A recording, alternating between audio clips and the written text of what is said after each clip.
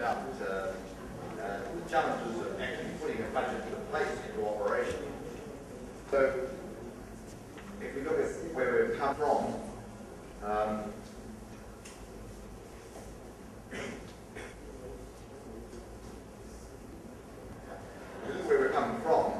we appear to have achieved a lot. We've taken a development plan, a strategic plan of the government. We've connected it with policies to government programs. We've developed a results framework. We've gone through that very complex process we were just talking about in the last lecture about budgeting and medium-term frameworks. But what have we actually done? Essentially nothing. What do I mean by that? We haven't put anything in place yet. We could achieve all of those things and got very good marks for it, and our boss was very pleased with us. But we haven't actually put a program in place yet. So when I talk about implementation in this context, I'm talking about now putting the program on the ground and getting the results that we had anticipated and we have planned to achieve the objectives of the government.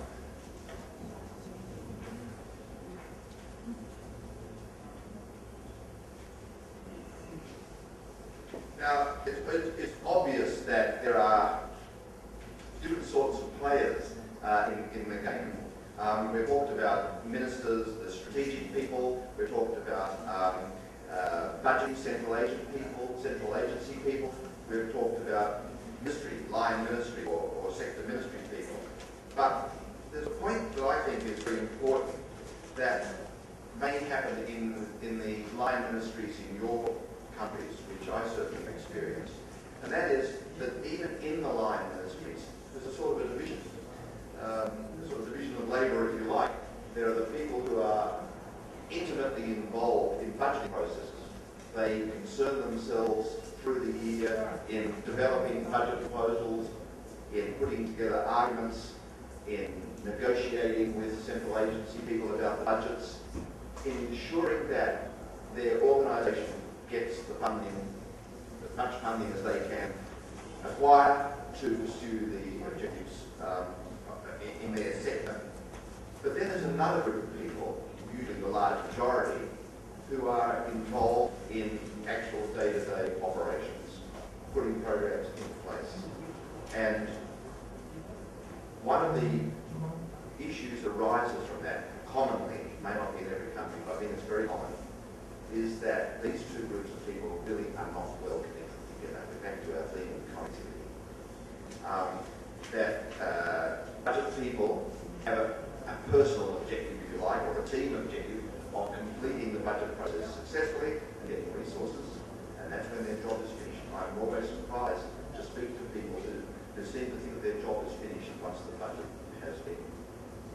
process has been completed and they have their resources. To my way of thinking, that's when the main work starts. Because now they have to put the money into programs.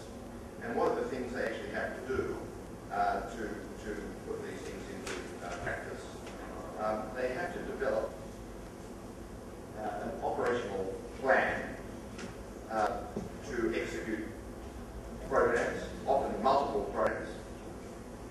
So they have to plan, they have to actually achieve results, and they have to demonstrate and hold themselves accountable that they've achieved results. And it's important that those three things are thought about by implementers and in the cycle of activity that they go through.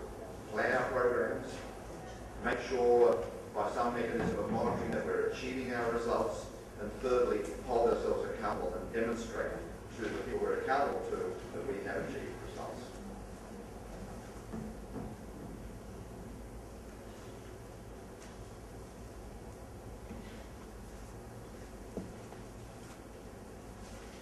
To get good connectivity between budget people and implementation people would normally work through a good anticipatory process. That is to say that the budgeters recognise the needs of the people who are going to implement the programs, they consult with the people who have to implement the programs, and vice versa. The people who implement programs are familiar, comfortable, understand that there are real budget pressures, that they have to reshape their programs, that they have to cut costs, whatever it might be.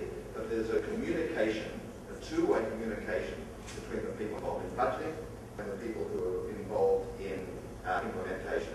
And that would be a good planning environment. That doesn't happen very often. There are a lot of impediments to having that good, natural, logical flow of planning. Very often, the decisions taken, even with an elaborate budget process, end up being ad hoc. Ministers will make decisions for immediate political purposes. They'll make decisions that weren't on the agenda in the first place, so they don't fit the sort of framework that the budget ministers are trying to determine. They don't get good feedback and information back from the relevant officials as to what costs and what problems of implementation there might be. And altogether, therefore, this sort of process of anticipating the needs of people who have to implement programs is often undermined. One of the reasons it's undermined too is because central agencies often have great power to ensure that the budget is properly completed, that it's integral. A lot of power will be given to central agencies, and central agencies by their nature often don't have the same sort of understanding of programs that the line agencies have. And if they don't communicate well, that also means that implementation might be detached, there might be unrealistic expectations about what can be achieved. The issue of implementation is bigger than it sounds. It sounds very sort of mundane, but I am sure you have found, certainly I have found, that governments make decisions, especially for new programs. It's much more important about new programs than ongoing ones, of course. But they make decisions on the basis of submissions put up by line ministers and line agencies that explain why they want to do the program, explain what the program is intended to do, the costs, etc., the risks. All those things should go into a good submission. But when it comes to giving them the money, they ask the question 6 months down the track or whatever it might be, and the program just is not being implemented. Nothing's happened. Huge delays. Some problem in negotiating with the people who have to be involved. So that not only does that mean governments get frustrated because their programs are not getting onto the ground and happening, it also blows the budget because the expected expenditure is not being utilised, the budget is being underspent, and that extra money at the end of the year, depending on the budget rules, might actually be removed from. So there are serious issues about not having effective, realistic implementation plans. Often realism is the issue. People over-anticipate how they're going to be able to get something in place.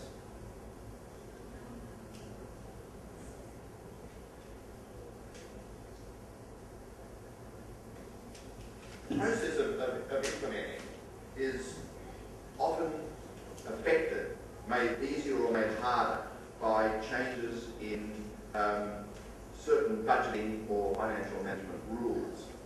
And there are three that I want to mention here that are very relevant to making an environment for good implementation. A couple of these have been mentioned already.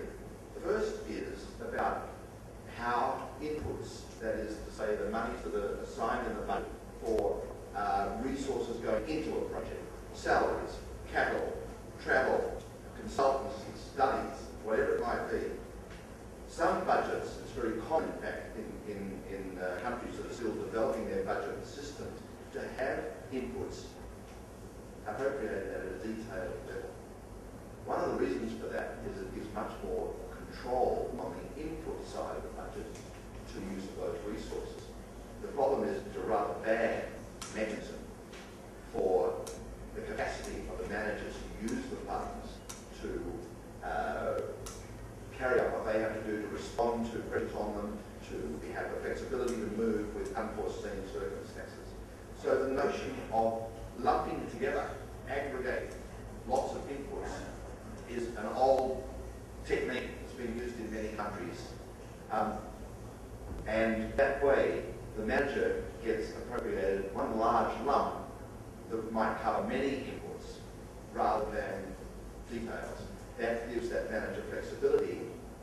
If there are often, though, external rules about what you can do with it, because one can lose control very quickly, so there may be controls about total staff, growth in staff numbers, or that salaries have to be retained, kept into some sort of agreed cross-government formula, or whatever they might be. There can be rules, but the managers are given much greater flexibility.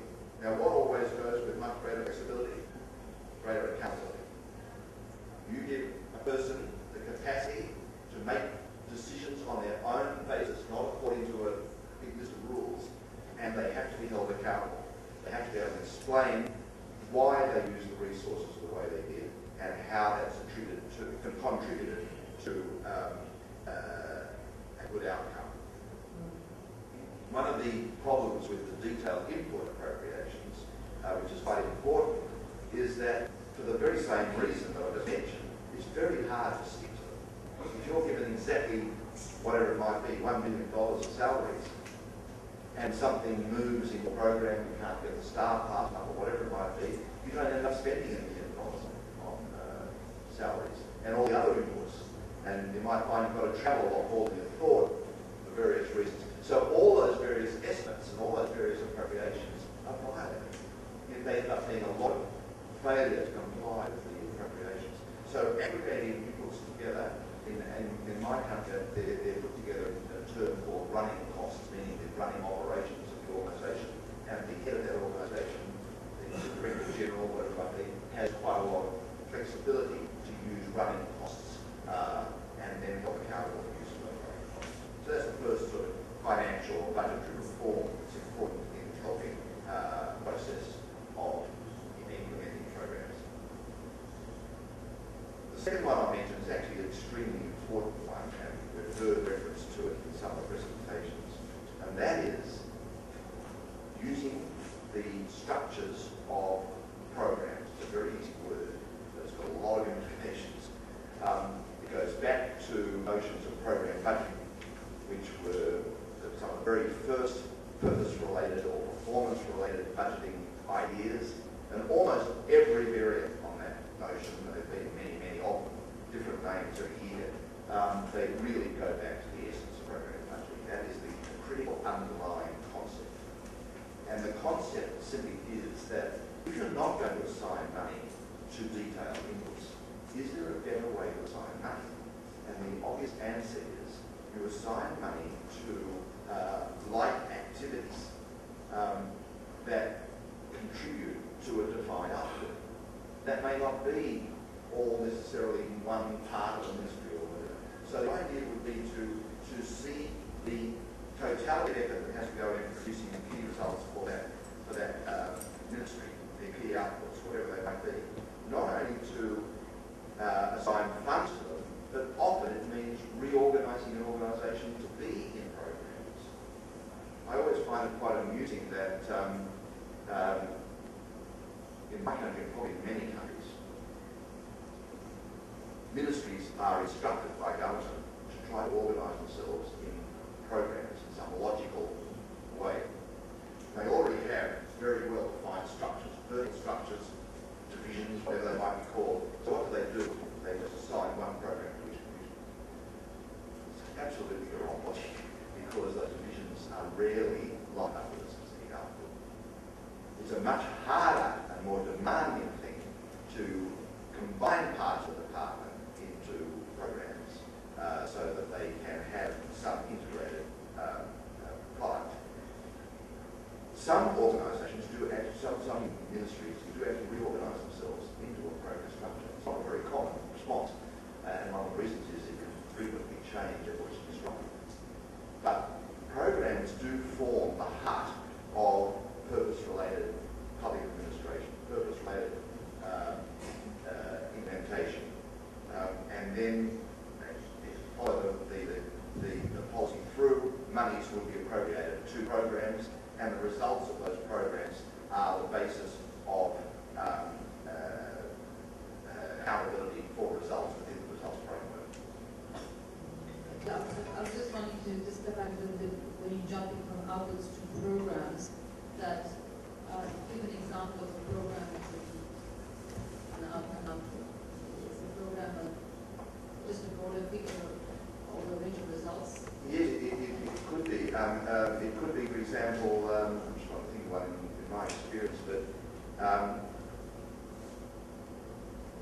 let's say, to follow an example you were giving yesterday, we were trying to get,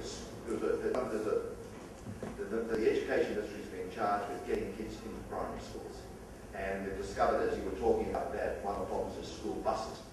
And someone else in the ministry is charged with chartering buses or what it might be. Whereas this part is to do with school building, this part is to do with teacher education. If they're going to get the full result, they need those things to be seen as a common activity that doesn't necessarily then have to be organised together, but they have to be managed together, to be brought together to make sure that they're achieving their result, and quite frequently they will be resourced together, so that there's some flexibility to move the resources between those elements. So a program can cross parts of ministry. Logically, you might say a program should cross ministries, because that bus transport might be run from the transport ministry.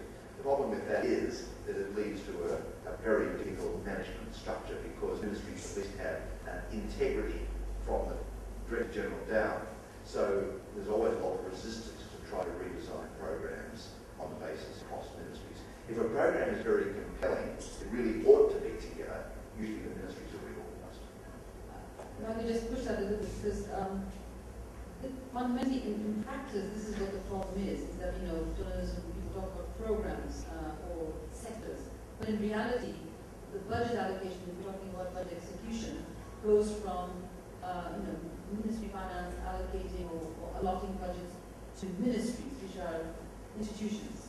So then how do you marry the two issues? On one hand, you want to talk about people thinking of programs, the accountability is at an institution level.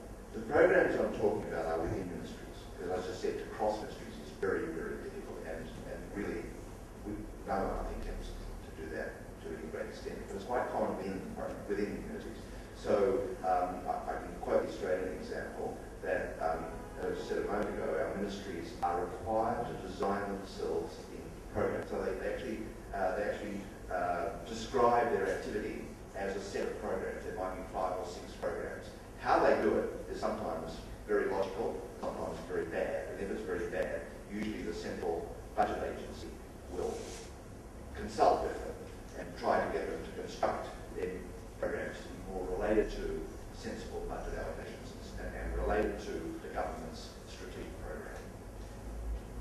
I personally think that in my country, and possibly in others, the central budget agency doesn't play enough of a role in trying to get a good structure of programs. They leave it to the ministries, and the ministries do things that are more convenient than logical. And that breaks down the purpose of having these performance-related programs. Does that help at all? Yeah, yes, I think there is a significant difference between talking about a program at a ministry level and the outputs of a ministry level. I think the results language is the same. Well, that's not as clear cut as it looks. I mean, a program can have a number of outputs, as I think you just anticipated there. That's okay. A program can still describe a number of outputs. It's usually they've got more flexibility. It might say we're going to have, we're going to build so many schools and we're going to have so many bus services. They're 2 of the outputs we're going to produce in order to produce an outcome, which is better enrollments, better job education, what it might be. And then at the end of the year, they may actually have moved the resources between those outputs, but they have to explain and show that accountability a better result. The accountability is critical if you're going to give people flexibility over resources. Look, program budgeting, it's usually often called program management and budgeting. I'm very pleased to say, because management and budgeting have to be integrated together. There's an old terminology, it's an old technique. It's been varied many times, but it's been around for at least 30 or 40 years. As I say, it keeps changing, but at the heart of it is this idea that ministries have to stop thinking in terms of authoritative vertical structures, where everybody does something similar. It's more that they might do dissimilar things, but they are all related to producing a single product and result. So it's a real challenge, program budgeting, but it is worth concentrating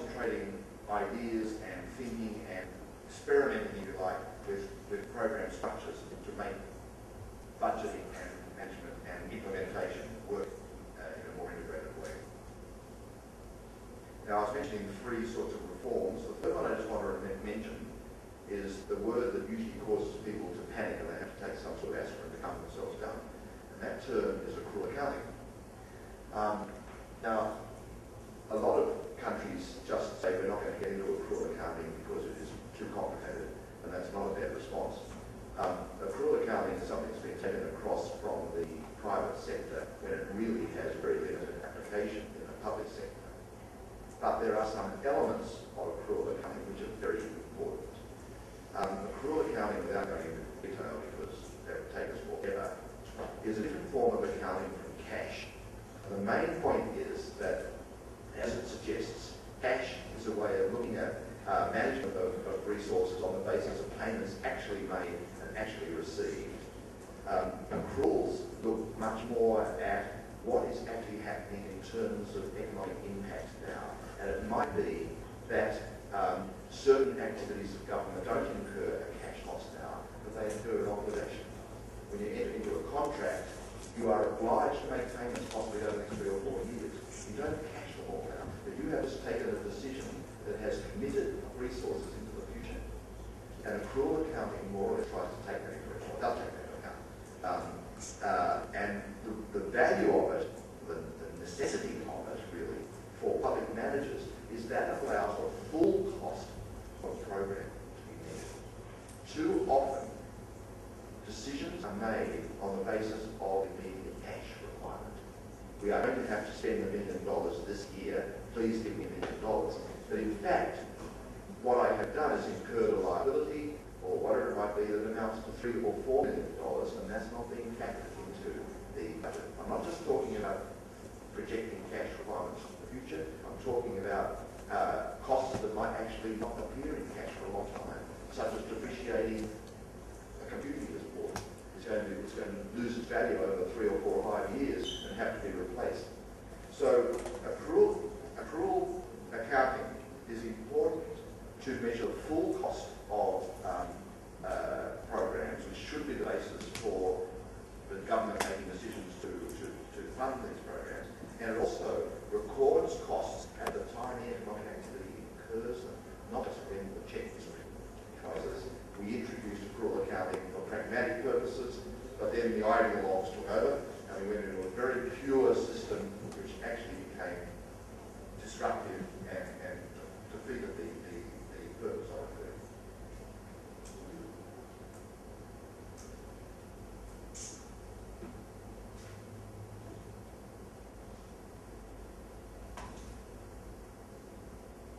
I've talked several times in this presentation about the importance of accountability. The more you give managers flexibility to use resources, the more they have to be held accountable.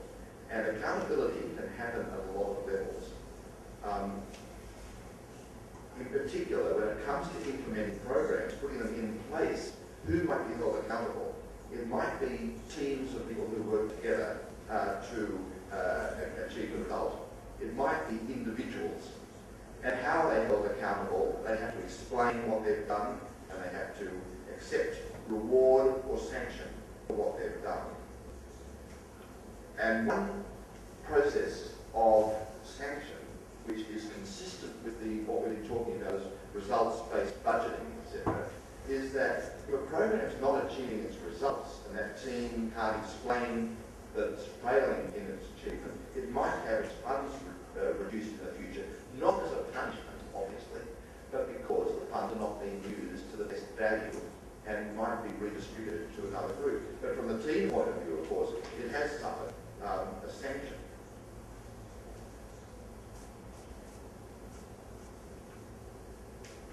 Now, I think this puts managers in a very difficult situation. They often are under extreme pressure to achieve a particular outcome for the whole project they're doing, a result for the policy they're implementing.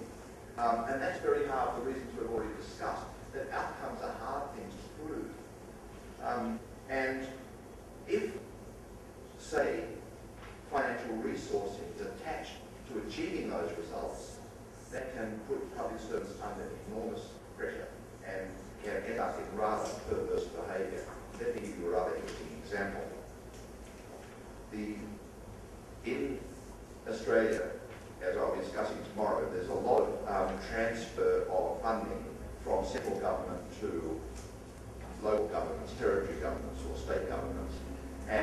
health area, it's a lot of those payments that are transferred are based on performance, say reducing waiting times in hospitals, whatever it might be. And if they're not achieved, then the money can be reduced. And public servants have to try to achieve this in order for their government, for the local government, to be able to receive this money.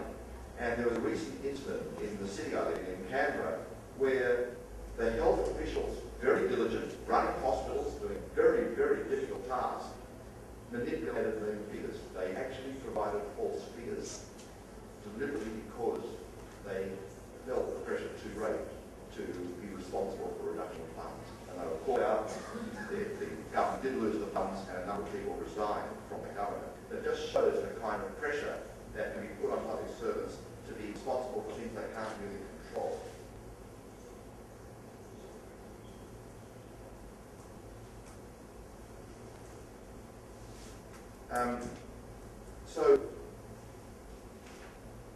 I'll move on to the next slide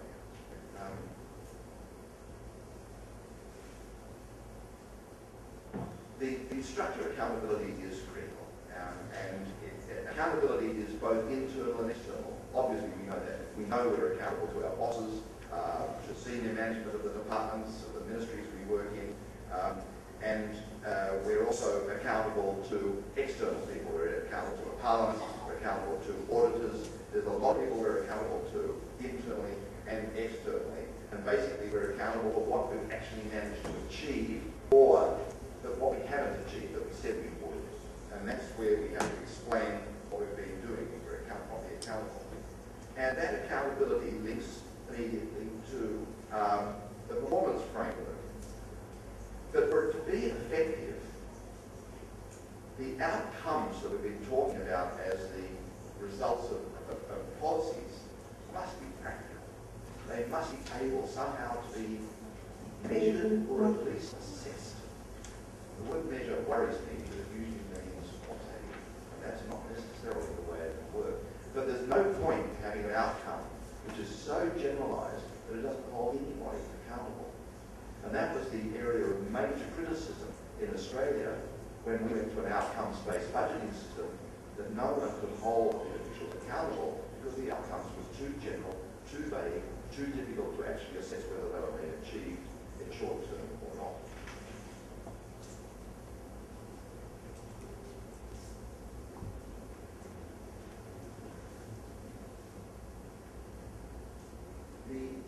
We've talked about outcomes now. Of course, two of the measures that people are held accountable for come from those two concepts. There are, in fact, there's more than two concepts, but the achievement of an outcome is usually described as being effectiveness. When we use that word, everybody uses effective and efficient, it just rolls off the tongue. But what it really means is, effective means achieve the objectives set out in the outcomes. This policy has an objective, this is the outcome we're expecting, did we achieve it, did we not? That is usually where the word effectiveness attaches itself in this results framework. Efficiency is like a lot of systems. We're all used to efficiency, how we use electricity in our houses or in our cars or whatever it might be. But efficiency is about how much output can be achieved for a particular use of resources. So outputs relate to efficiency, outcomes relate to effectiveness, and they both have to be assessed together. One of the issues, though, is that outputs and efficiency is a much more immediate thing to measure than effectiveness of outcomes. But they do fit into the overall performance framework. I was trying to think of a sort of an example of what might happen. Now, let's look at example of a program which is set up to build a bridge. You might say the output for which the managers are immediately responsible and accountable is that that bridge is built safely within the time frame stated and within the cost estimates. And the key people who are immediately trying to ensure that process of achieving the output is the immediate management. So they are monitoring what's happening, to the activity that they're responsible for. The outcome might be, say, to relieve traffic congestion in the area, that the bridge is going to be able to take the capacity of traffic expected. Those who are beginning to get into projecting and assumptions and guessing the future. It's going to be able to handle the future capacity of traffic demands. And how do we test that? We do that with a sort of a medium-term program review, so that somebody will look at this traffic designs and the capacity of the bridge and the changes in the flow of traffic and say that this is the right thing to do, or perhaps we need to have a lane or have some other method of ensuring that we can handle the traffic capacity. The impact, remember that was the highest level word being used, the impact might be, say, to open up commerce in the region and to increase the population density. Clearly, if you want to make greater economic activity, greater population density, you need greater traffic capacity, etc. Did we achieve the opening up of the economy in the region through building the bridge? That's a long-term issue, a long-term process of testing, and usually that's done with some formalised method of evaluating, of doing a complete analytical research exercise on what's happening in the area and how much the development of this traffic capacity was able to contribute or not to that result. So, looking at outputs, outcomes, impacts, immediate managers, whole organisations, and whole of government, if you like, with different levels of accountability and different processes to test that accountability. Some of those are very significant. We're used to the immediate accountability of what we do in our day's work, but the longer term accountabilities is something often we don't have a lot of contact with.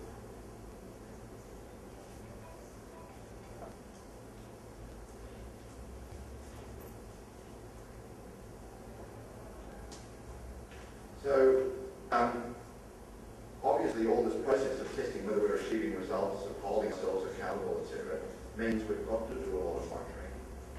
We have to do a lot of measuring and observing what's actually happening. And that has to be done at various levels and over various timescales. As I said, sometimes immediate, sometimes medium term, sometimes long term. I mean, one of the monitoring exercises and one of the accountabilities is actually the monitoring of the use of inputs to make sure that resources are not wasted, that they are applied to the appropriate activity, that there's no misappropriation or fraud. So a lot of the monitoring and control is at that level of the inputs. And of course, as I said, the more you combine inputs together in aggregate, that's a greater demand, a greater pressure. But monitoring also has to be on the outputs, on the implementation and efficiency, and on the outcomes. So that one has to have some method of measuring these things. And especially at the outcome level, where it's very hard to measure in a direct sense, one has to have some sort of expert review of whether the program is actually, or the policy is actually being effectively implemented.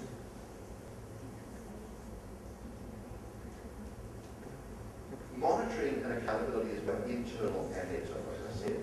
And talking about an external channel of accountability, one of the major ones I think all countries have is what can be collectively called the Supreme Audit Institution. I find it a very good term that they're called. We call ours Auditor General, some countries call it Controller General, I don't know what you call yours. Usually there's some sort of terminology of an person external to agencies, to ministries that have a legally empowered role to enter into those ministries and see how they're using public resources. Now, this is a long-standing activity. It's been around there since government was around. But what has changed in relatively recent decades is that whereas the Supreme Auditor used to have a role primarily about checking compliance and that funds were not misused or lost or stolen, and that they were properly accounted, that the annual financial statements were accurate. That used to be their primary role, and it remains an absolutely critical role. But they have a new role in most companies. And a very interesting role because it connects to the theme of this conference, this workshop, which is about results, responsibility, results, and need to achieve results. And that role of the Supreme Auditor is usually called performance auditing. So not only, if you like, conformance auditing, compliance, etc., but performance auditing. And in some countries, that's become the dominant activity, the one that the auditors spend most of their time at. And they will go into a ministry and they will look not just at what you did with the money, but whether you're achieving results. And they'll write public reports, give them to the Parliament, and make them available to the public so that the whole country can see whether particular programs are being implemented effectively or not. And that's a huge discipline on government. It really does expose where government misuse, poor use, perhaps a better word, where resources are badly used and results are not being achieved and governments are put under political pressure. So that performance auditing role, as I say, is shifting the auditor into becoming a policeman in the area of this results framework. And it's a very powerful role. But do you just sit back and wait for the auditor to say you've just done everything wrong? Do you wait to be embarrassed before you correct? No. Hopefully, if you're a sensible ministry, you're looking into it too. And you have an internal policeman who has a role. Usually that internal policeman will answer directly to the Director General or the head of ministry. And that policeman, usually called an internal auditor, will have a free-ranging role to wander through the department of the ministry to check what's being done, not only again about whether money's being misused, but about whether, say, to give my earlier example, a program is actually getting into place. An internal auditor should warn the Director General very early. We don't think that bridge is going to be built in time because they haven't signed any contracts. It's going off the rails. There's a problem. And that helps the Director General to try to correct the issue before it becomes an external embarrassment. So internal control, the use of internal audit, is very important. In Australia, it's mandatory. Every ministry must have an internal audit designed for a certain methodology. So you've got internal people checking you, you've got external people checking you, and hopefully you can start getting things on track. And what does on track mean? It means control. Now, we use the word very differently in different contexts, and I think we're going to have a bit of exposure of this in coming presentations. Control, again, traditionally, has been that traditional role, as I was talking about the auditor, that is controlling the use of funds. External rules, regulations, financial rules about how to handle money, how to bank it, a lot of external rules and controls, having to comply with all those rules and controls, and an external auditor checking that you have done all of that. But internal control, again, to me, is a major component of good management, good governance, which needs to be given a greater focus.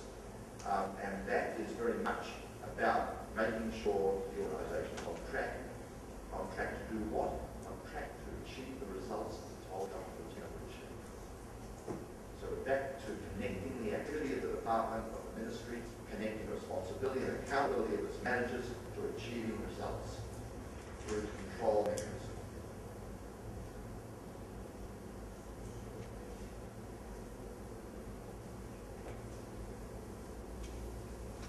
The obvious question that comes up just before we finish this discussion is, okay, I've talked a lot about monitoring, I've talked a lot about measuring, measure what?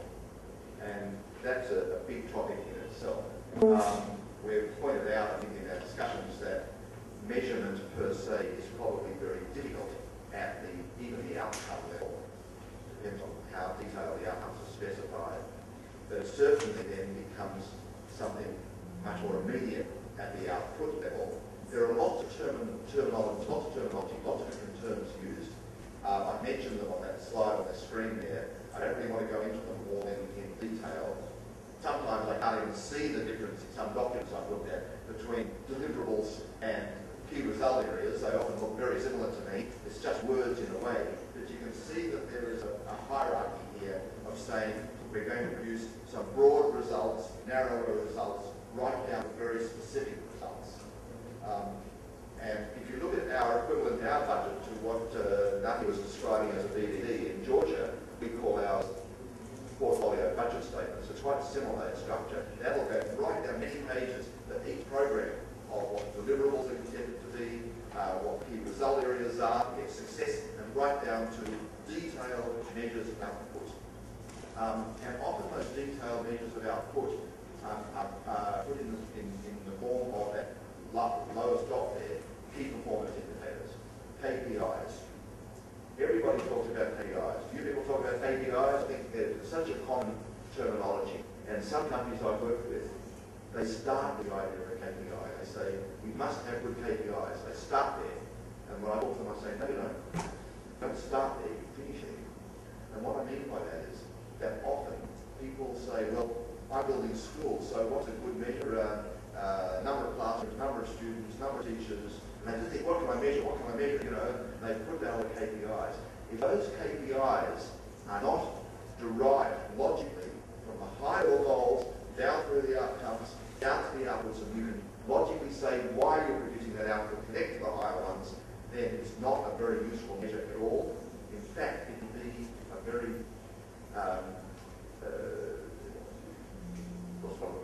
it can actually break down the logic of the process, because people will just, if you are going to measure numbers of teachers as your critical measure and hold yourself accountable, that's what you're going to do. Even if the evidence is beginning to show that it's not the number of teachers that's important, it's equality, you'll still measure, you'll still count teachers, because that's what you've set down as your target, and that's what you've told government you're going to reach, and that's what you're accountable for. That's perhaps not a very good example, but it's a very common experience that people, there's a phrase we use quite commonly, people will do the things that they commit. And therefore it can be quite dangerous unless it's good to have quantitative KPIs, but they must be logically connected to that tree of results from strategic to the detail. Does that make sense? I mean, I think you should think about your own areas quite often, about what the KPIs are and whether, in fact, you're comfortable with them as truly representing what your activity is all about. Because it's very common that's not the circumstance. Or even if it's not the circumstance, even if it is the circumstance, it may not be the whole circumstance. It may be that you've got to have a lot of qualitative measures as well. Doing surveys of clients who use a program. Are they satisfied with the results? That's not a measure, that's not a number, but it is still an important consideration as to whether the program is effective. So the general warning here is that the more detailed you get, you can become deflected from the main purpose of the results framework. They have to be tested for their relevance all the time.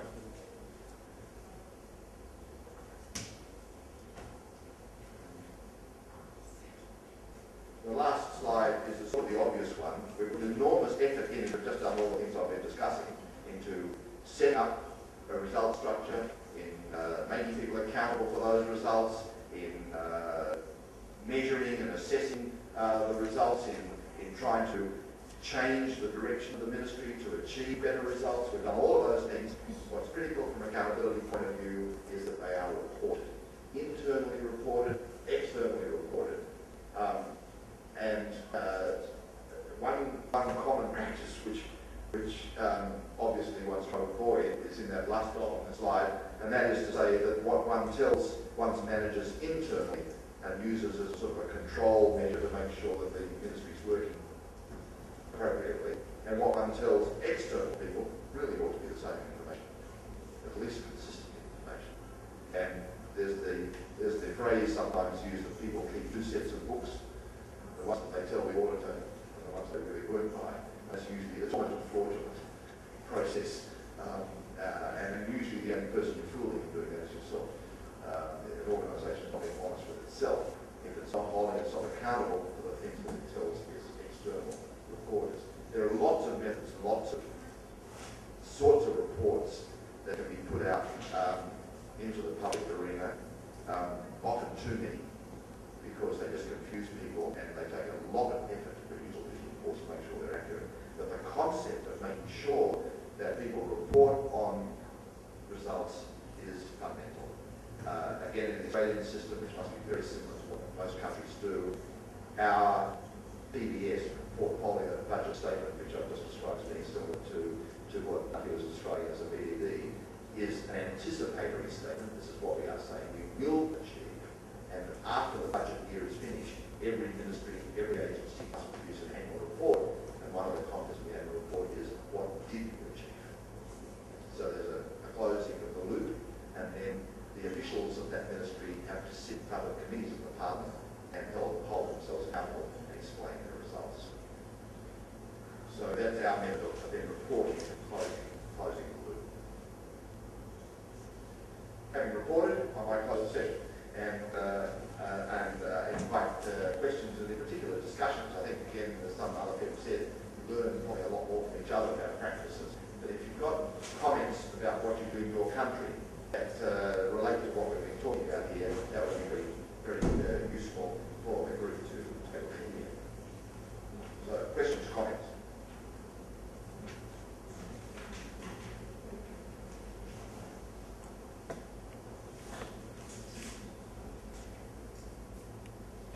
I should have put it as a performance measure that everybody had to make a question of and could have been held accountable.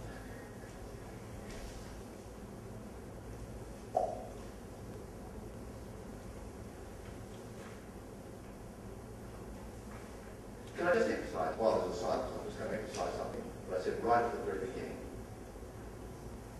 It is a serious problem in my view and undermines a results framework when management and implementation becomes attached from budgeting purposes.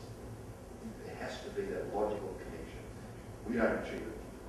In the lectures that I give at the Australian National University, that's the point I emphasise all the time, that management is a critical part, in a way, the most critical part of the cycle of making sure we achieve results. And it has to be integrated logically to the process of budgeting, to understanding the objectives of government, of having this line of sight I mentioned yesterday, to knowing why you're doing the things you're doing and how, therefore, to get effective results.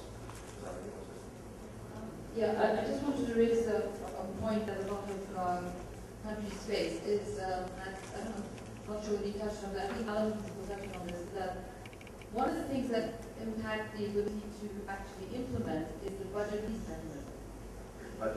The budget release mechanism. Yes.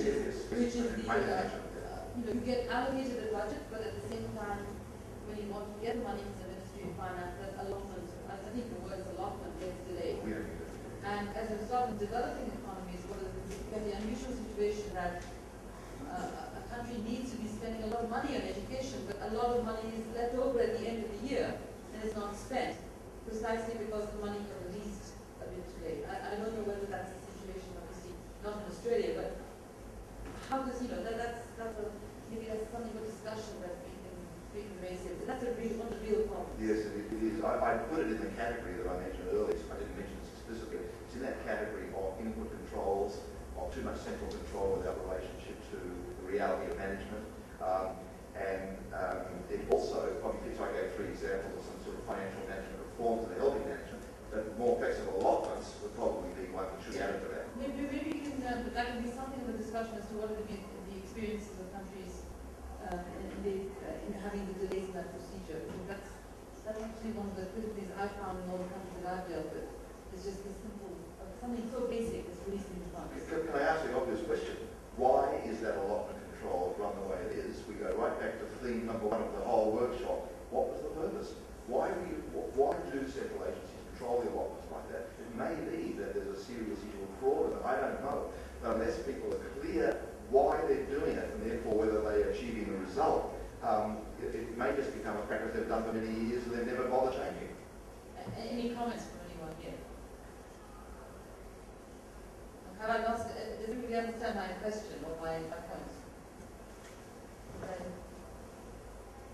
Yes. The obvious question is, does anyone find that the process for releasing money to one ministries is actually an impediment to being able to put in place programs in time? Is that why programs aren't being implemented in time or in an appropriate way?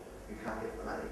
Someone's controlling it for you. Well, I think it comes down to the point that the conflict in the Ministry of Finance and the executive implementing agencies, because what tends to happen is that this is one way the Ministry of Finance starts to put its own emphasis on where the priorities should be.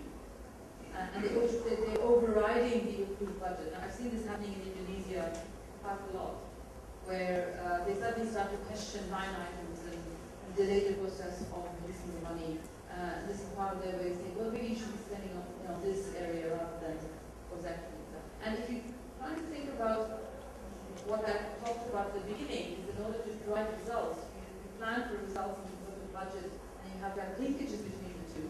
This is one of the reasons why that linkage is broken, is when you have that authority in the Ministry of Finance on industrial development. This gets even worse when you start to talk about decentralization, and they start to give block grants to sub-national governments. So again, but it is an interesting point, and some work I've done with Pacific Island countries, they're very centralised. But one of the reasons they're very centralised is they just don't have the skills out in their regions, the lives and things in their countries, but they also don't have a good financial management information system. Now, I'm not a systems person, so I probably haven't mentioned them. They probably should have been mentioned many times through all this discussion. But unless you have a very good common management information system to collect the information from the managers spread out through government, and that it's reliable, no point in getting wrong information, then it's hard for the centre to control all of that, know that the money has been properly used. So I've talked several times about giving greater management flexibility, but with appropriate accountabilities. If the centre can't be sure it's getting reliable information back from program managers, from line ministries, from sub-national governments, whatever it may be, then it can lose control. So that's part of the reason. And I've seen that in some Pacific Island countries, they have built up enough confidence and put in place some systems that they feel now they can start to distribute more control of the flow of money to the regional managers, to the program managers.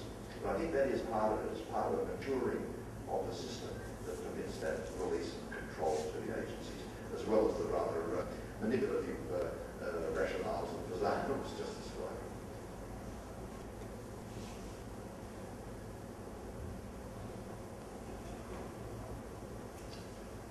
So I can see that implementation is obviously a problem you can all solve and if you're very comfortable with. There are no issues.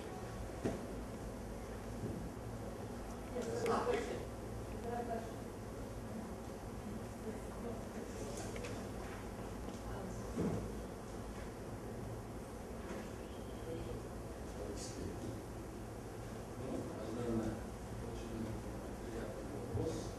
Во-первых, это при неиспользовании бюджетных средств надо составить своевременно принять закон о республиканском бюджете, о государственном бюджете.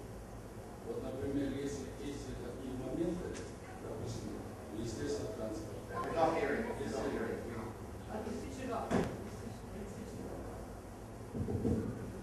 Желтый микрофон.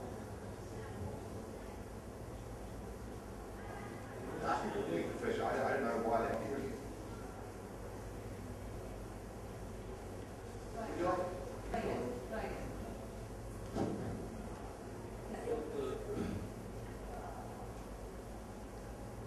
Для того, чтобы все процессы исполнения расходной, доходной части республиканского бюджета, для этого необходимо своевременно принять закон о республиканском бюджете, правильно? Госбюджет.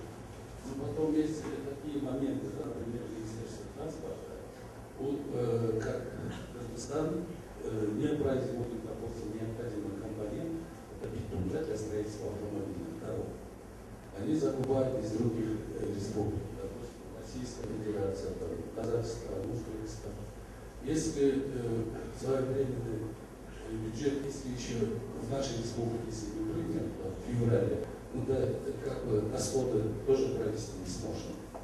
Для этого необходимо политические власти, как бы законодательная, исполнительная власть, чтобы своевременно законодатели приняли, президент, исполнительную власть исполнения. Вот есть такие проблемы, вот, например, по миграции, по приобретению битума, да? Есть еще Министерство образования, некоторые проблемы, есть закон государственной закупки, необходимо процедуру надо соблюдать. Вот такие моменты, вот есть и у нас тоже в нашей республике которые присваивают в конце года, те предусмотренные средства не используются своевременно. Потом это как бы является свободным остатком в конце года. Для этого необходимо, чтобы законодательно все это или какие-то еще нормативные акты надо принимать на уровне республики, да? Вот мое предложение лично, чтобы вся бюджетный процесс, цикл, да, своевременно исполнялся и утверждался законодательным и исполнительным властями. Вот, например, Таджикистан, это закон о государственном бюджете, да, Республики Таджикистан, принимается в соответствии с инструкциями. Эту инструкцию можно за 2, за 3 дня, за неделю можно поменять. Ну, чтобы закон необходимо принять. Вот, например, Республика Казахстан, да, они уже с 2009 года бюджетный кодекс приняли, да. Вот такой нормативный акт, чтобы в течение нескольких лет, чтобы это не менялся. Для исполнительной власти это лучше.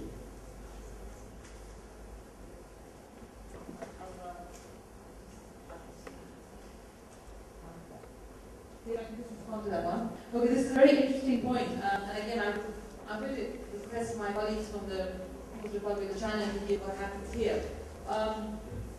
The point you make, of course, is that the budget process must be timely in order to be able to spend money. In a lot of countries, what happens is Parliament interferes at every stage. Parliament interferes in the original allocation of budget into sectors. And then when that gets designed into programs, in countries like Indonesia, Parliament wants to, again, review the allocation of programs. And sometimes they want to review the allocations almost to the line items. Sometimes they say, well, we also want to review every program that is externally funded through donor. Every donor program we want to review. And each one of those steps, when you have to return to Parliament, you get an issue of a possible interference, and definitely you get delay. And this doesn't happen in countries like Australia because, you know, over the years there's a clear timetable, Parliament knows it, everybody knows it.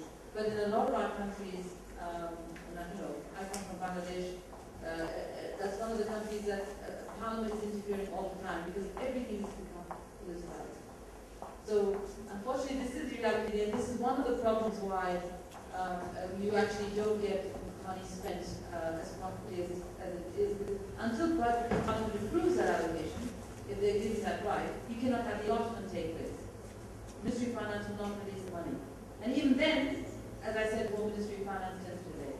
So sometimes, in the case, again, I'll speak of Indonesia, a country I know reasonably well, that a budget was approved the previous November by Parliament in an overall sense. But because when it came to the discussion for the detail, the budget didn't actually get released till April, May, June of the following year. So you only then actually have 6 months to implement an annual budget, which is really not good. I don't know, can we get some experience what happens in China? I'm confused.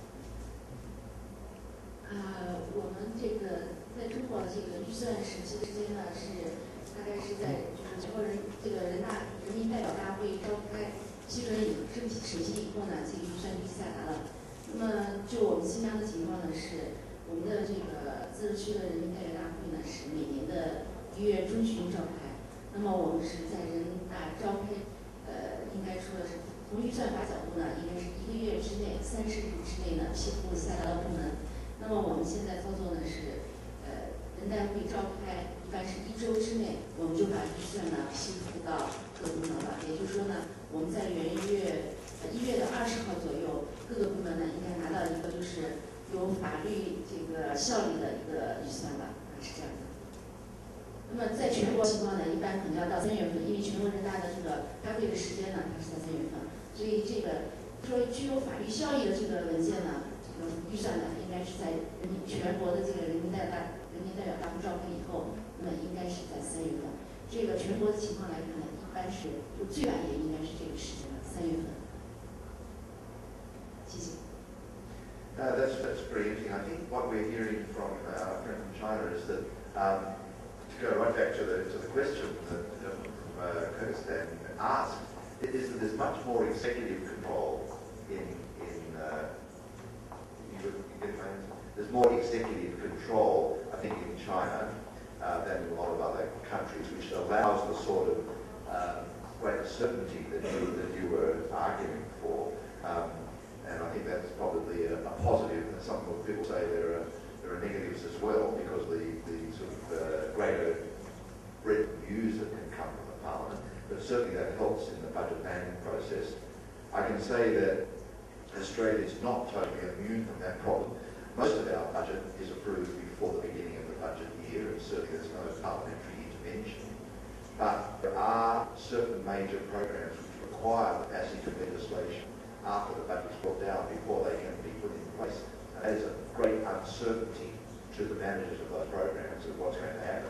So when they design the expenditure, they have to take into account it might take 6 months or more before the legislation is actually approved.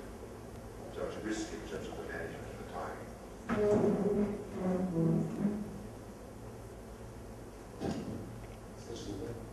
Относительно принятия республиканского бюджета, основной государственный финансовый документ, во-первых, это почему-то между спорами будет истина, да? Вот, например, почему-то Средняя Азия по Казахстану, да, единственное государство, которое многопартийная система. Вот, например, несколько партий могут быть вещи, да, у нас в законодательной власти, это там каждая фракция, каждая партия свои проблемы сказать. И вот потом после спора принимается республиканский бюджет. Это основной финансовый документ, это нормальное явление. После только становления многопартийная система. До этого у нас тоже принимались нормальная однопартийная, которая была принимать.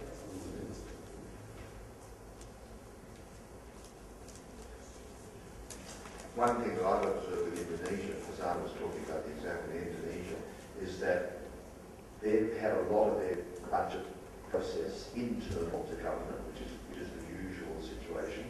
A lot of connectivity between central agencies and line ministries, etc.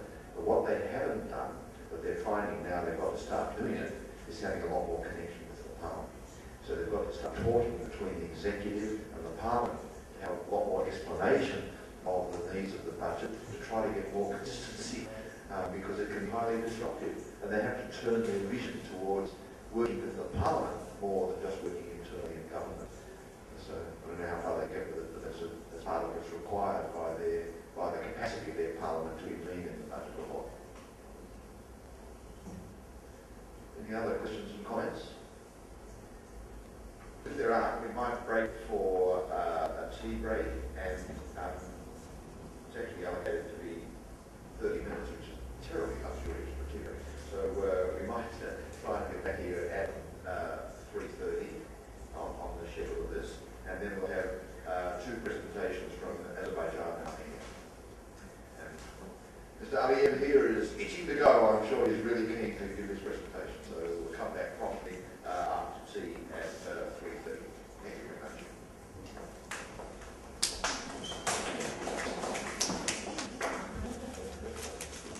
We're now having 2 presentations on the topic of sort of budget implementation issues. And the first one is from Mr. Emin Aliyev from Azerbaijan. My name is Emin Aliyev from Azerbaijan.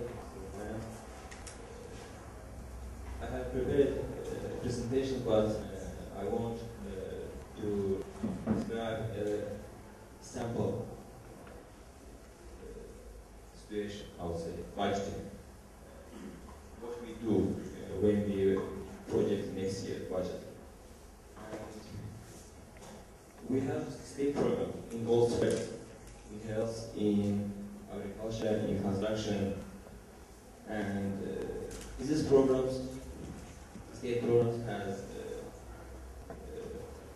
action plans. In action plans, we state shown a example to achieve grain production to 3 million tons. Why? Now, when state adopted the state programs in 2007, grain production was 1.8 million tons, and remaining parts we imported from Kazakhstan or Russia, but we have potential to produce 3 million. And then why not to do it? And how to do it? So our aim for 2015 is to achieve grain production to 3 million tons. And who is responsible mainly to do it? Minister of Finance and other ministers. But Minister of Agriculture. Sorry.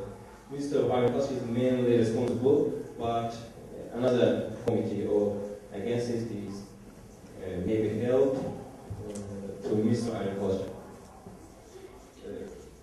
And how? Minister of Agriculture will achieve this aim?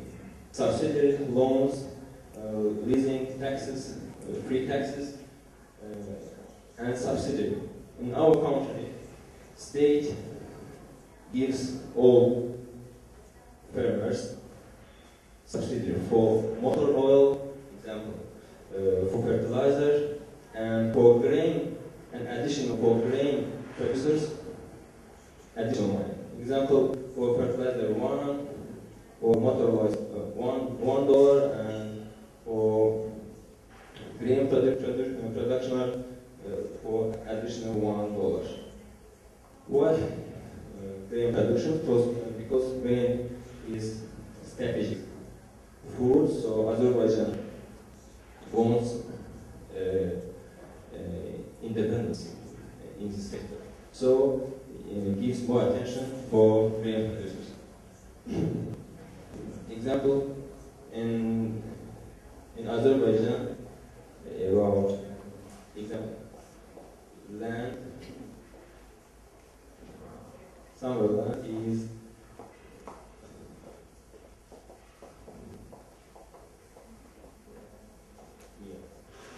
examples, and then loans. State gives low rate, person loans with special against. Example, we have C against it, and which the state gives him money every year, and this against gives credits loans to producers very low rate. Example, 3 or 5% per year.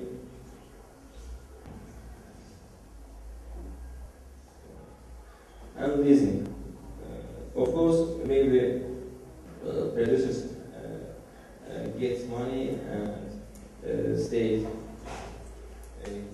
give them subsidy, but maybe they haven't not any combine and another technology. So state established a special state company which bring all producers leasing 14 years. And very low person, about 1-3, between 1 and 3%. And taxes. In Azerbaijan, all producers, farmers don't give tax, all tax. They are free of all taxes. And it's our aim. It's our aim, and now, last year we achieved 2 billion tons. How? To giving subsidy, to giving loans, improving licensing service, and about last year we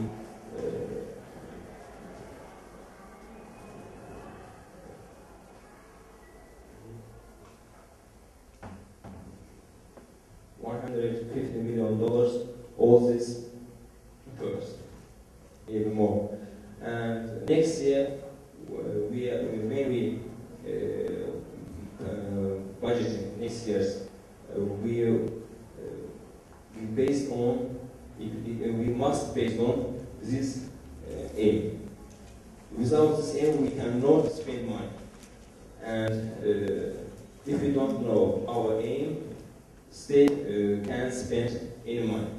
And this first state example, we had a special program finished 2000, and this year we didn't spend that state program. Why? Because this we state improved these sectors, and now this sector can stand on its leg. So you asked us to explain linkage between planning and budgeting. We should call it not linkage. We must call it difference between planning and budgeting. Because without budgeting, we cannot project our next year's budget. It's impossible. If we don't know our aim, if we don't know how we will do it, and who is responsible to do it, we cannot spend any money. Not on agriculture, Minister of Finance spends money, all costs based on state programs. It must be, first of all, every minister has to adopt its program. Without these programs, Minister of Finance can't give them money. So, it's, in Azerbaijan, it's simple. I would say, example, without these programs, Minister of Finance never looks offers of many ministers. And it's why example between state programs, we call it state programs, not plans, and we call it state programs with linkage state program and budgeting.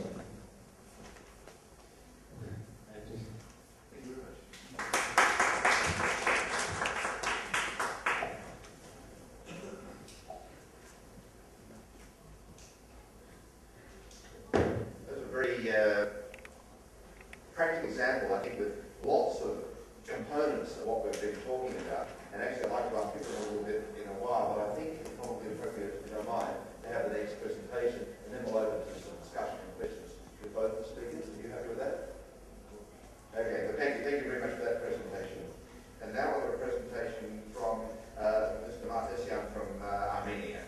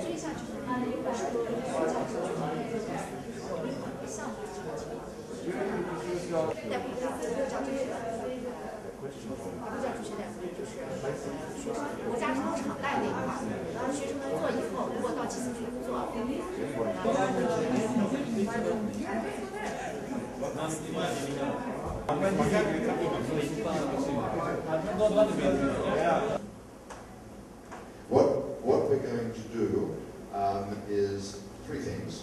We're going to start off with a short report from each group, and I'll expand on that in a moment. And then general question and answer session about, certainly a question session, because how much of a good answers will get to be seen, about any of the topics that we've been talking about today, the whole issue of the budget process, the medium-term framework, the implementation of the budget, those sorts of issues. Covers a lot of ground, I have to say, but there might be all sorts of questions. And then finally, if I have some bright insights, I might sort of draw out some of the important conclusions and observations from our discussions. So, let me just say a couple of words about what, I know it's after the event, but there seems to be a bit of confusion about what this question was about. And the issue in my mind is that the generating a medium-term expenditure framework and using it for resource allocation and using it to help budget decision making is not only an important process that's being pursued by a lot of external observers and international observers, but it's generally seen as something that most countries are part of the way along to developing, or perhaps have fully developed.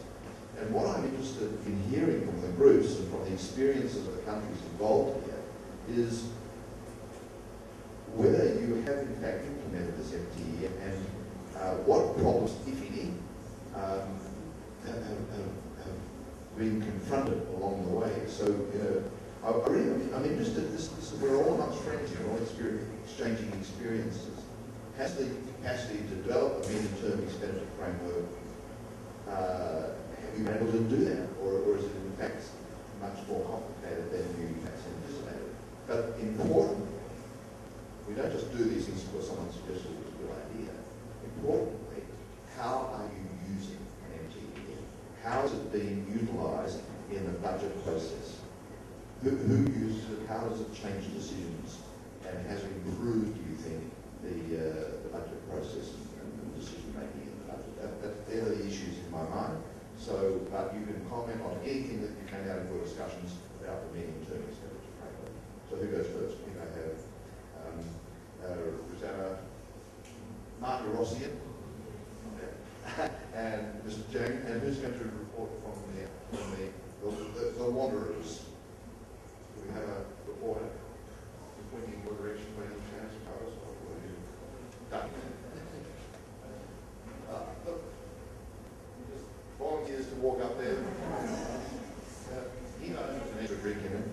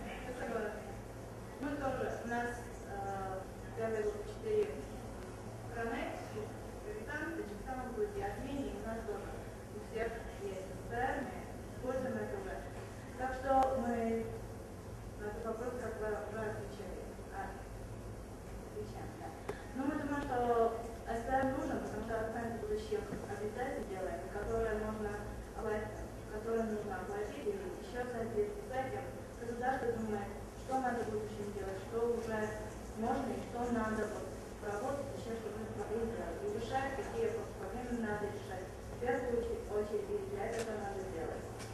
Ну, там говорится о 3 компонентах, у нас это тоже используется, но я не думаю, что вот надо вот эти компоненты использовать, они очень нужны, и оценка расходов и доходов 15 план надо сделать. Еще надо сказать, что вот, мы думаем, что вот СР надо использовать как диагностический инструмент и не как, вот, как здесь сказано, винодительное применение. И диагностику, кстати, можно делать так, как мы даем, ну, как MTEF всегда дают оценку, что они делали, дают МИФИН. МИФИН может посмотреть, что сделано в прошлом году, что делано до сегодняшнего дня, и из-за этого и форме решать, что надо делать в следующем году. И можно так с этим подумать, ну, раз была программа, в прошлом году ничего не сделано, в этом году ничего не сделали, ну, в следующем году не надо больше вот эту программу делать. А если все сделано, то и оно дает что-то, и идет цель, ну, надо вот эту программу поддержать.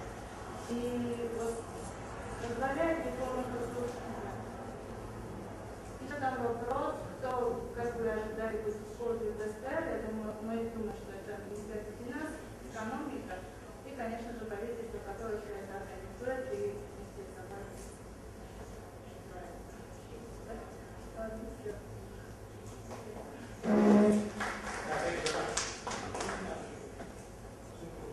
We'll have a discussion on and question all those after the three. Jane.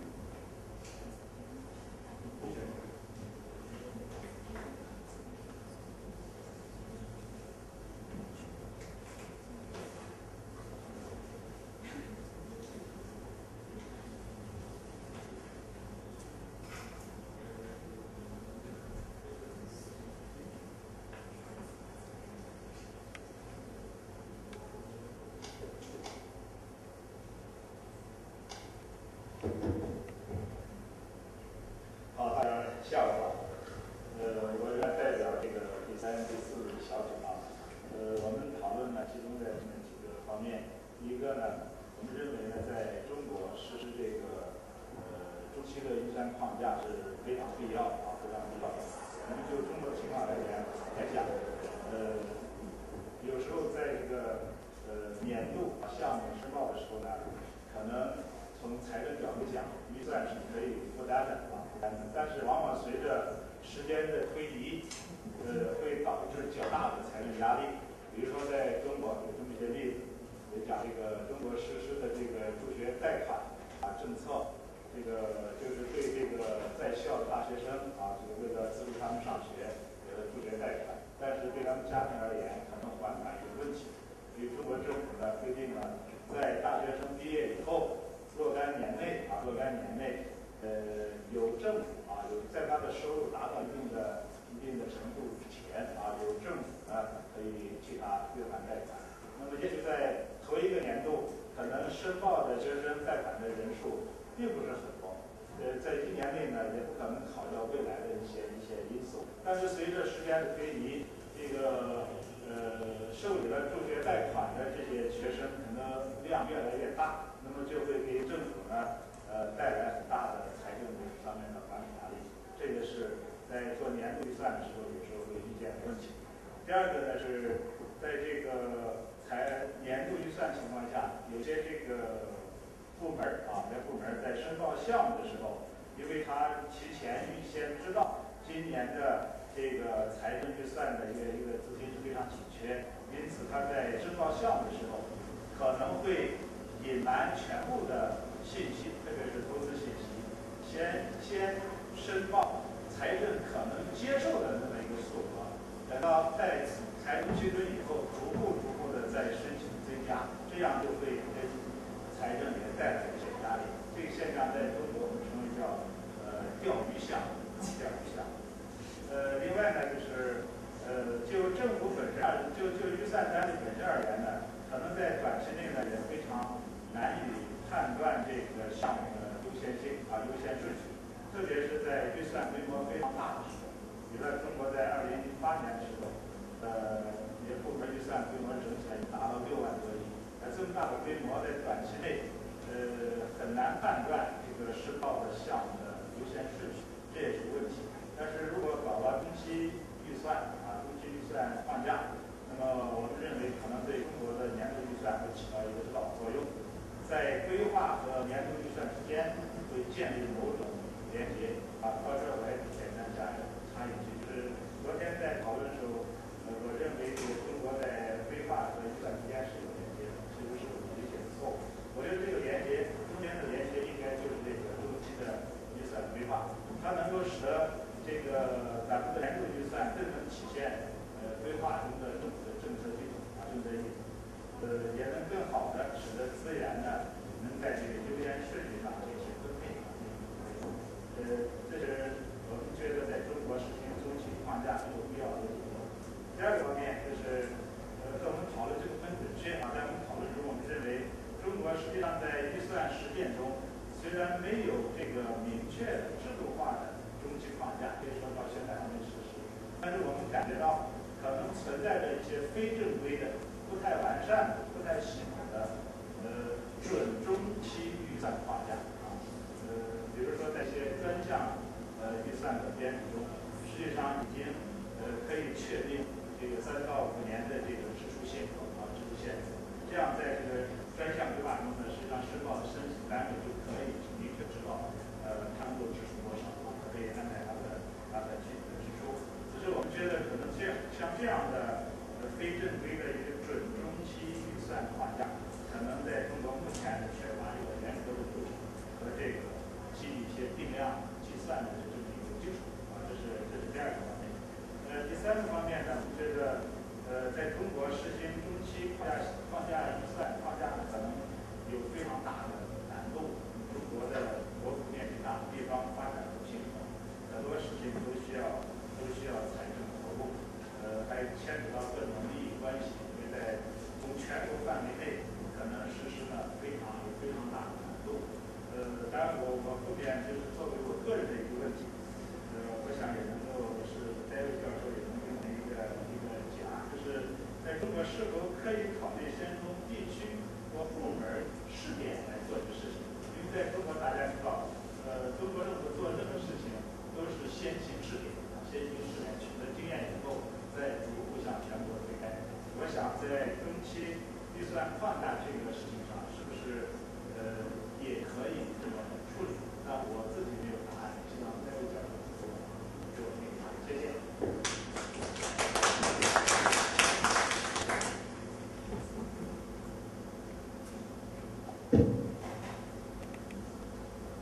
The most interesting presentation, all three presentations, quite different perspectives I'm getting here on the nature of the MTEF.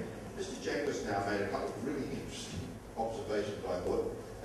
Firstly, he's turned an MTEF into a QMTEF, so we have another acronym. But the point that he made, I thought was very powerful. It doesn't have to be a highly formalised, regulated, legally designated process. It's a way of thinking. I was hearing in that presentation, we are naturally thinking about the multi-year implications of the decisions we're making. To me, that's 80% of the MTEF already, because the mindset is changing.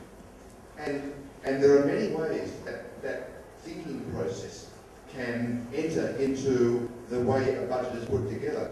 I was thinking about an issue, some of the presentations, I think it was this morning, just mentioned, didn't go into a lot of detail, but it mentioned that part of the budget process involves setting expenditure envelopes. That's one of the controls, right? We have a look at our fiscal situation. We know that we have to contain it within a certain expenditure limit. It was in one of the presentations, the one with the diagram.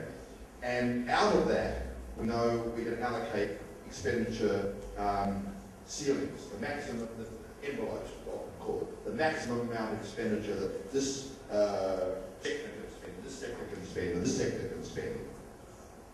Is that done on a one-year basis or a multi-year basis? I I mean, you might say education, you can have a certain envelope, and education cleverly stays within that envelope, but of course all the expenditure builds up in the second, third, and fourth year. Logically, if I were the Minister for Finance, I'd say, well, wait a minute, are you creating a future problem for us? I want to see these envelopes capped over 4 years.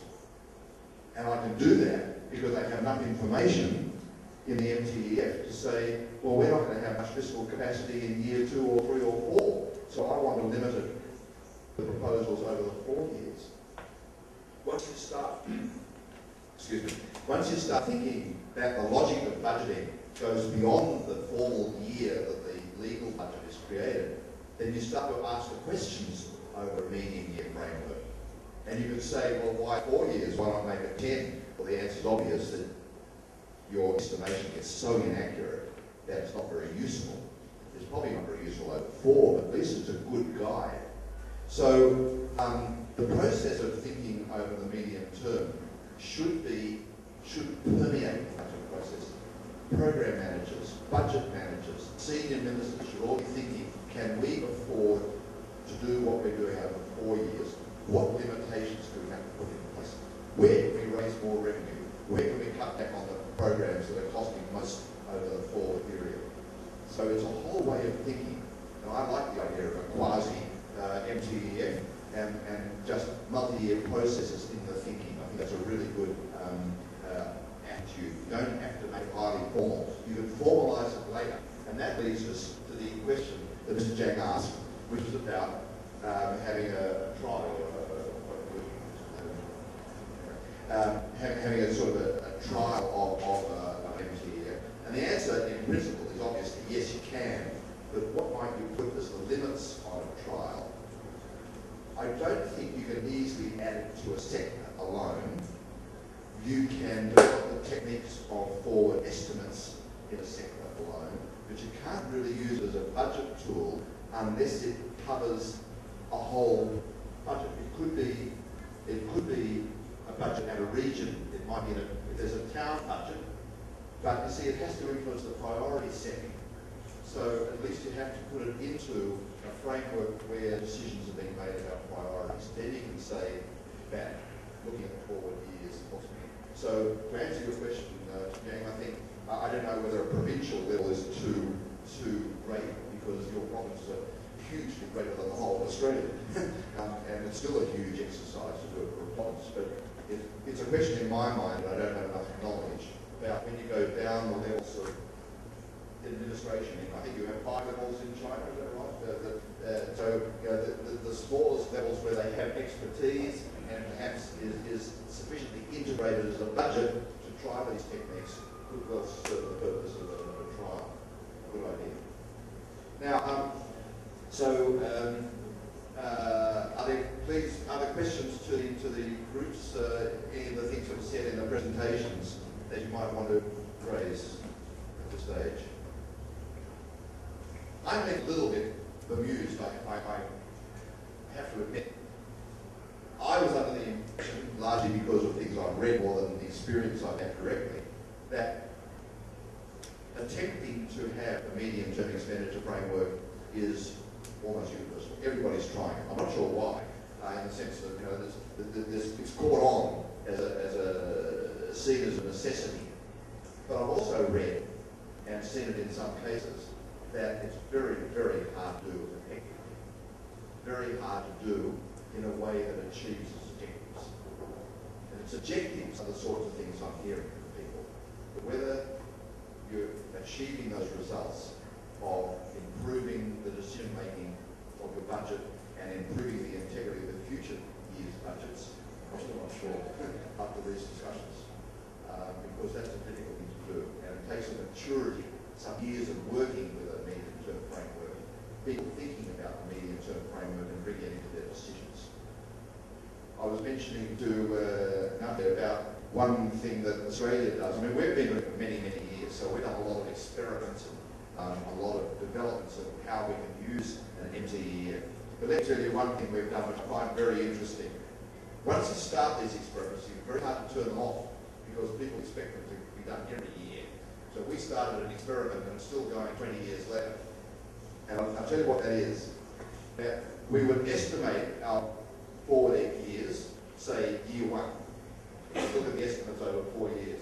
Year 2, we do it again. We look at the estimates and they'd be very different. And obviously the question was why? We're going to publish it. The public's going to see it. The press is going to see it. They're going to say, what happened to your estimates?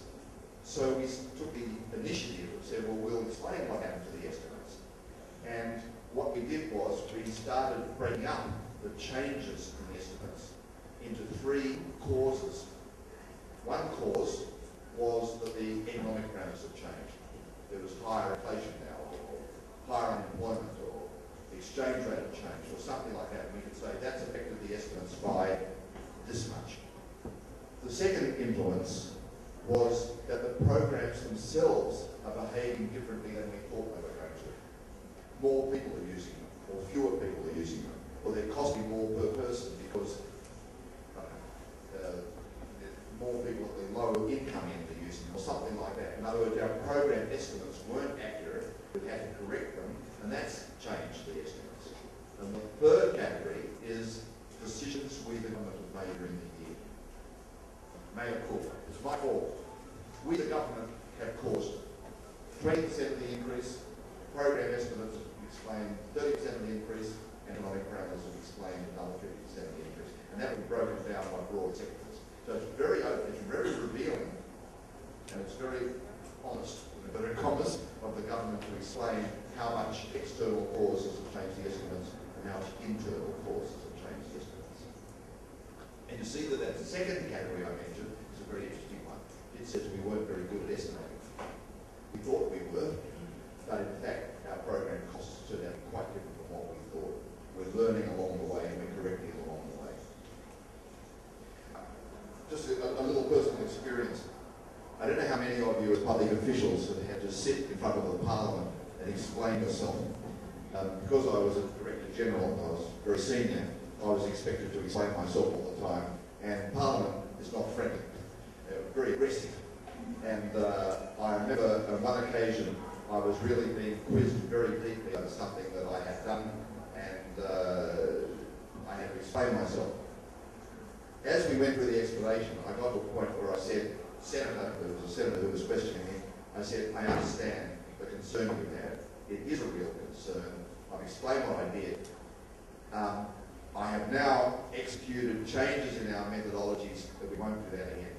In other words, I was quite happy to say, we might have made a mistake or whatever, we won't allow it to happen again. In other words, when people are criticising government or government officials or whatever for something that's happened, not explaining, leaving ignorance, not reporting, only adds to the problems. Reporting it publicly and explaining it can often remove problems and allow you to become much more constructive, improve your process of estimation or whatever, without concern about criticism. So it's been a very good experience in Australia of using a forward estimates method to expose the drivers of the budget, to expose how much government activity is affecting the budget, etc. And it's given a greater confidence in the public, I think, in the way the budget is put together. But that's a long way down the track. It takes many, many years to get that point. And so I think that when you're talking about MTEFs, you can look much more broadly at how you might use them in the future and how that use is dependent on accurate methodologies, good information, independence of the information, not being manipulated by political influences or whatever.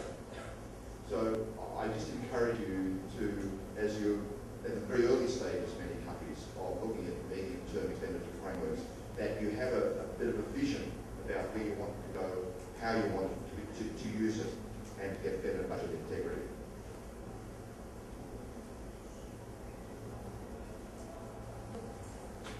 So can I ask, are there any questions and comments about all the issues that we've been going through today?